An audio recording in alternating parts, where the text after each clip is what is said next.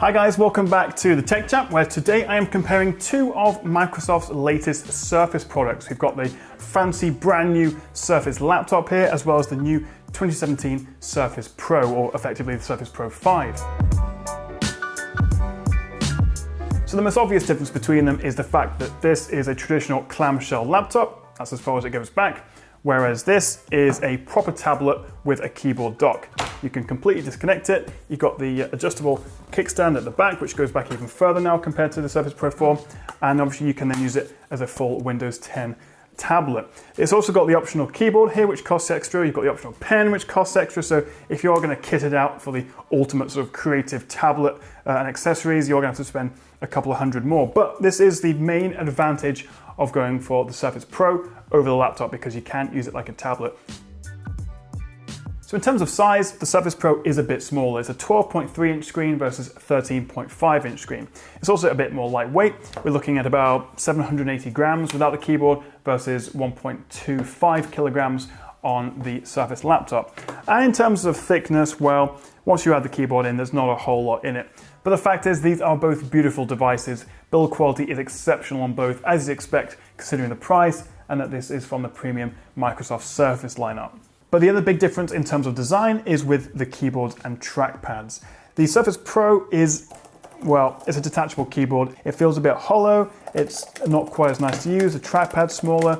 It's serviceable, but it isn't as nice as a Surface laptop. And it's surprising how much of a difference a slightly nicer and bigger trackpad and more comfortable keyboard makes to the overall sort of usability and how nice a product is to actually use. And the other thing to mention is this new Alcantara fabric, which seems to be getting everyone a bit riled up. I'm not sure how much I really like it. I'm a bit on the fence. It is nice, it is stylish, it is wipeable. I can't work out if I like it, so I'll leave that to you. I'm not going to give you a verdict on that. But one problem they both have is a bit of a limited port selection. We've only got one USB 3, a mini display port, the Surface power connector, a 3.5mm headphone jack, and on the Surface Pro you also get a micro SD card reader. That is it, and unfortunately there's no USB-C, and while you can buy a Surface dock, which expands it slightly, that's even more money and it's more stuff to carry around with you. So for me as a video producer, it's a bit annoying not to have an SD card reader, and I think it would be really good to have a USB-C as well, just for future proofing, because even though it's still quite a new port, going forward over the next couple of years, it's going to become a lot more ubiquitous. As for the displays, well, they're both stunning and use Microsoft's Pixel Sense technology.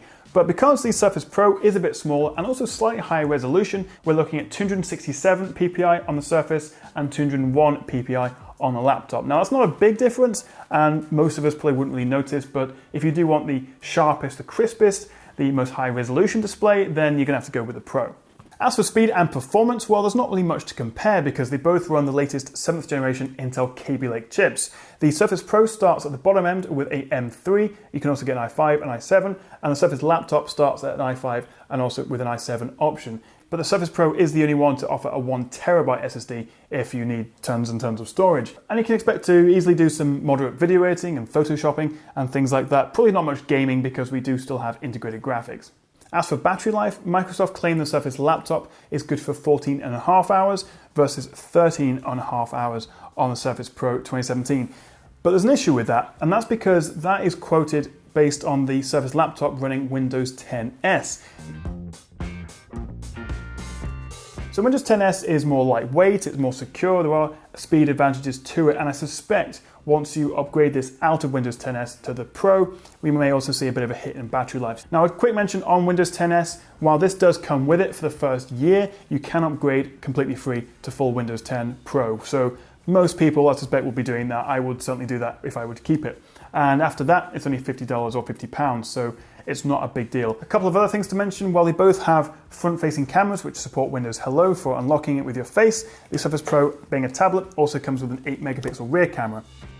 Now in terms of price, this is where things get a little bit more interesting and a bit more complicated as well. The Surface Pro does have the lowest entry price. We're looking at £799 or $799 for the M3 model without any of the accessories, and that also only comes with 4 gigs of RAM and 128 gigs of storage, so I wouldn't really go for that one. The model I would suggest for both is the mid-tier i5 with 256 gigabytes of storage and 8 gigs of RAM. And funnily enough, they both cost exactly the same for that spec. We're looking at £1,250 or $1,300. But that doesn't come with the pen or the keyboard, so you're gonna have to add an extra $160 for the keyboard, and if you want the pen, an extra £60 or £70. So really, there's not a whole lot in it. The Surface Laptop, much better keyboard, much better trackpad. The screen's a little bit bigger, there's thinner bezels around the edge, so overall I'd say it's a bit of a smarter looking device than the Pro. And the laptop's also got better speakers, but on the downside, the screen doesn't go back nearly as much as the Pro and it wobbles a little bit. And this only has a 720p webcam, whereas that's 1080p, and of course doesn't have any rear camera, but whether that's a big deal for you or not, I don't know. So that's the Surface Laptop. Moving on to the Pro, obviously it's a tablet, so that is its main advantage. You can get rid of the keyboard, you don't even have to buy the keyboard, and you can just use it like this wherever you want, whether it's in bed or on the train or in the office. So that is the main advantage. It is a bit more portable, it's smaller, it's a tablet.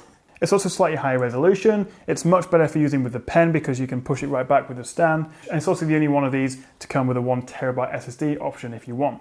So actually there's not a whole lot in it. They're both fantastic devices. I really like both of them. I wish I could keep both. And actually if you're a student, you can actually get discounts on both of these. They knock about 100 quid off or something. So this is definitely one of the best laptops on the market right now. And if you want a tablet, maybe an iPad comparator, but something that you can actually run full Windows 10 on, then this is a great option too.